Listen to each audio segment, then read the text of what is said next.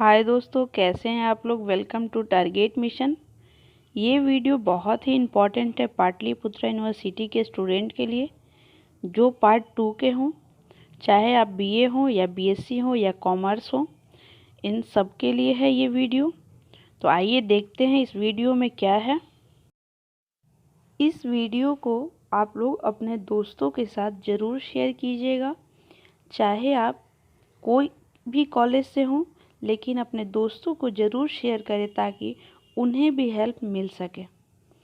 क्योंकि अभी एग्ज़ाम का टाइम है, बहुत सारे स्टूडेंट के पास क्वेश्चन बैंक या कुछ मटेरियल नहीं है, जिसकी वजह से आप लोग अपने दोस्तों को ये ज़रूर शेयर करें ताकि वो भी अच्छे से पढ़ाई कर सके। अगर आप इस चैनल पे न्यू हैं तो चैनल को ज़रूर सब्सक्राइब कर लें ताकि आपको जो भी न्यू नोटिफिकेशन इस चैनल पे वीडियो डाला जाए तो आपको नोटिफिकेशन मिल सके। आई होप आप बिल्कुल क्लियर समझ गए होंगे कि आपको अपने दोस्तों को ज़रूर शेयर करना है, क्योंकि आप सब्सक्राइब चैनल करें या ना करें, लेकिन अपने दोस्तों को शेयर करें ताकि उन्हें भी हेल्प मिल सके। आइए देखते हैं हिंदी कंपोजिशन 50 मार्क्स। देखिए, ये जितना क्वेश्चन आपको दिया गया है ये 20 ईयर के एनालाइज करके दिया गया है, तो आप बिल्कुल बिलीव रखें और इन सारे प्रश्नों को अच्छे से पढ़ें। एक चीज़ और है, जितने भी कहानी है या कविता है, इसे आप अच्छे से यूट्यूब पे बहुत अच्छे से पढ़ सकते हैं, या अगर इससे भी अच्छा से पढ़ना है तो आप गूगल पे इस कहानी को, जैसे बड़े घर की बेटी, तो इसको डाल के आप विकिपीडिया या जो भी पीडीएफ है पढ़ लीजिएगा, जिससे आप बहुत अच्छे से आंसर को लिख सकते हैं। आंसर को कैसे लिखना है कॉपी में, इसके लिए लाइव लिया गया है। तो अगर आप चाहते हो कि आप देखें कि कैसे आंसर लिखना है या कैसे पेज बहुत अच्छे से फिलअप कर सके, जितना भी पेज लिखना हो ताकि आपको अच्छा मार्क्स मिल सके, तो वो लाइव सेशन ज़रूर देखें। उसका डिस्क्रिप्शन बॉक्स में लिंक मिल जाएगा आपको। तो आइए देखते हैं, स्टार्ट करते हैं इस वीडियो को। क्वेश्चन नंबर 1, निम्नलिखित प्रश्नों में से किन्हीं 2 प्रश्नों के उत्तर दें। देखिए, यहाँ पे सिर्फ आपको 2 प्रश्नों को उत्तर देना है, लेकिन इतना प्रश्न इसलिए दिया गया है क्योंकि जब 2020 का एग्ज़ाम हुआ है उसमें बहुत सारे क्वेश्चन पूछे गए थे। मतलब अभी तक का सबसे ज़्यादा अगर प्रश्न किसी ईयर में पूछा गया है तो वो है 2020। इसलिए आपको इतना प्रश्न दिया गया है ताकि आप पहले से रेडी रहें। क, अलोपीदिन अथवा बड़े घर की बेटी कहानी देश काल वातावरण पर प्रकाश डालिए। यानी कि आपको यहाँ पे अलोपीदिन तथा बड़े घर की बेटी, ये दोनों को अच्छे से पढ़ लेना है।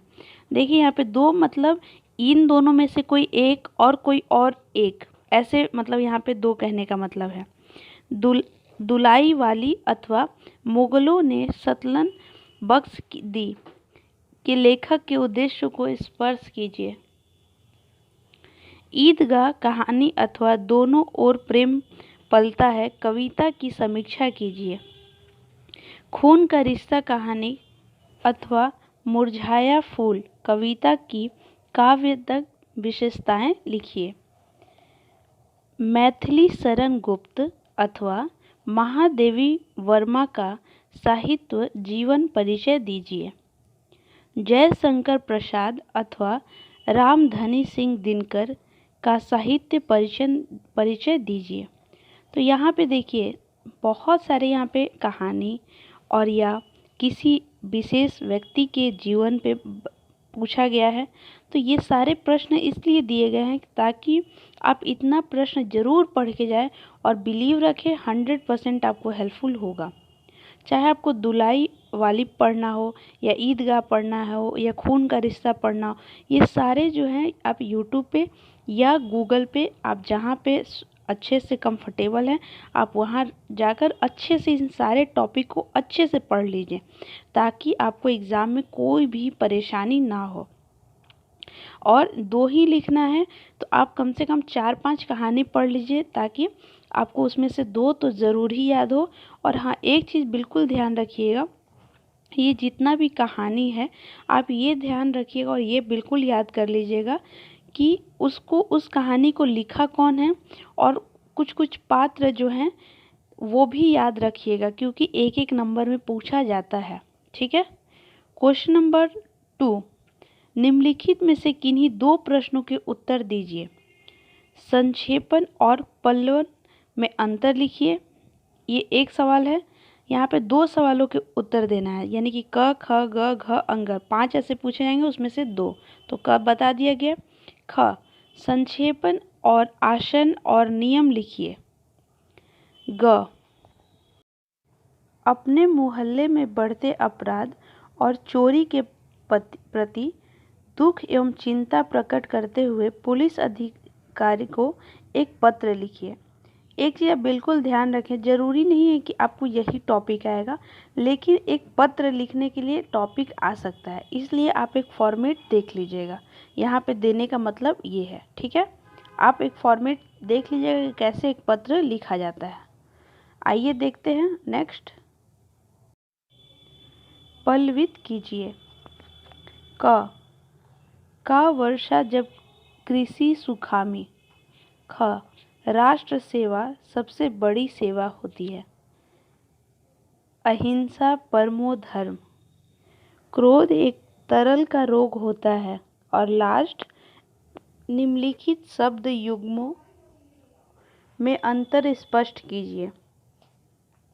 तारिणी, तरणी, कृत्य, कृत्य, अपेक्षा, उपेक्षा, जलद, जलज, कुल, कुल।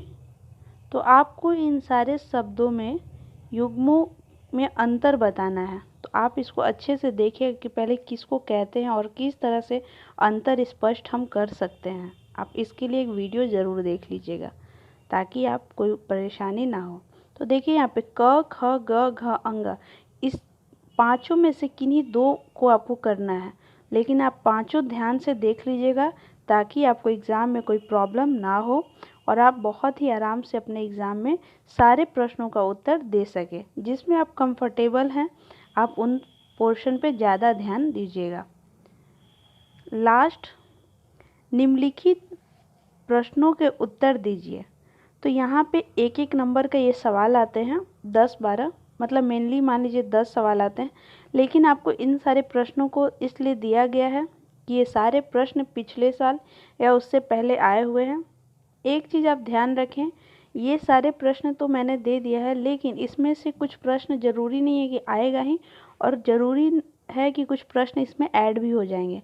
तो आपको पहले ही बताया गया कि जो भी कहानी है उसको बहुत अच्छे से पढ़िएगा, और जब कहानी पढ़िएगा तो आप उन सभी पात्र को भी ज़रूर याद करें, और ये बिल्कुल ध्यान दें कि वो कहानी किसके द्वारा लिखी गई है। ठीक है, तो आइए देखते हैं कुछ प्रश्न। हामिद किसी कहानी का पात्र है, मतलब यहाँ पूछा जा रहा है कि हामिद किस कहानी का पात्र है। तो आप जब कहानी पढ़े रहिएगा तो आपको बहुत अच्छे से मालूम होगा। ये बहुत इजी प्रश्न है। हीरो जी किस कहानी का पात्र है। दुलाई वाली कहानी के किस एक पात्र का नाम लिखिए। मतलब यहाँ पे देखिए, दुलाई वाली जो कहानी है, किसी एक पात्र का आपको नाम लिखना है, किसी एक पात्र का। फिर देखिए, सिंहता की कड़िया किसकी रचना है, यानी कि यहाँ पे पूछा गया कि ये सिंहता की कड़िया किसकी रचना है। फिर सतगति कहानी के लेखक कौन है। पहले ही आपको बताया गया कि आप कहानी के लेखक और पात्र जरूर पढ़ लें। कामयनी किसका काव्य संग्रह है। साकेत किसकी रचना है। तो देखिए, अगर आप अच्छे से कहानी पढ़े रहिएगा तो फिर आपको कोई प्रॉब्लम नहीं होगा, क्योंकि इस तरह से और भी प्रश्न आ सकते हैं। ठीक है, क्योंकि ये एक एक नंबर का क्वेश्चन है, ये 1 लाइनर है, तो इसलिए जो भी आपको कहानी आगे दिए गए हैं उस सारे कहानी को ज़रूर पढ़ें, और उसके पात्र और वो कहानी किसके द्वारा लिखा गया है इसको ज़रूर याद रखें, ताकि आपको जो भी 10 प्रश्न पूछा जाएगा उसको बहुत अच्छे से 10 में 10 ला सकें। ठीक है, नेक्स्ट देखते हैं। भीष्म साहनी की किसी एक कृति का नाम लिखिए। रामधनी सिंह दिनकर का जन्म स्थान लिखिए। तो आप आगे भी दिया गया था उनके जीवन पे, अगर वो पढ़े होंगे तो ये सवाल बहुत आराम से कर सकते हैं। भगवती चरण वर्मा के किसी एक उपन्यास का नाम लिखिए। तो यहाँ पे उपन्यास का एक नाम लिखना है, किसके द्वारा? भगवती चरण वर्मा के द्वारा जो लिखा गया हो। दोनों ओर प्रेम पलता है कि कवि कौन है? ऑलरेडी आप पढ़ चुके हैं, उसी का एक कवि, आप उसी का यहाँ पे कवि का नाम लिखना है। समर शेष है किसकी रचना है? कबीर साहब से भेंट कहानी है या निबंध? तो आप पहले अगर इसको मतलब अच्छे से पढ़ ही रहिएगा तो आपको समझ में आएगा कि ये कहानी है या एक निबंध है। आई होप आपको ये बहुत अच्छे से समझ में आ गया हो। और ये वीडियो लंबा है क्योंकि देखिए मेरा एम है सिर्फ प्रश्न देना नहीं, उसको कैसे आपको टैकल करना है ये भी हमको समझाना है कि आप अच्छे से पढ़िए। और बहुत सारे स्टूडेंट स्क्रीनशॉट ले लेते हैं, आप वो ना करें क्योंकि हमको सिर्फ प्रश्न डालना रहता है तो 2 मिनट में ये PDF अपलोड करके डाल देते हैं, लेकिन ये काम नहीं करना है। आपको समझाना है कि किस तरह से कौन से क्वेश्चन को टैकल करना है, कैसे उसको लिखना है।